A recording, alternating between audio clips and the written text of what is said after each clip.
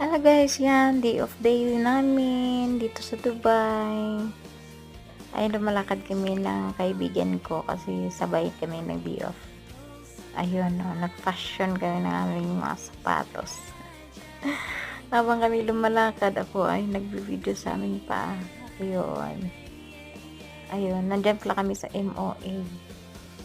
Ayun, ako yung nagbi-video, so na-enjoy yung kasama ko sa aking ginagawa.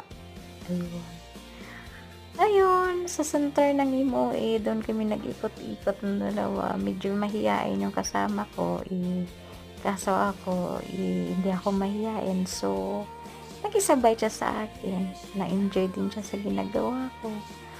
Ayun, memorable yung day off namin dalawa. Ayan.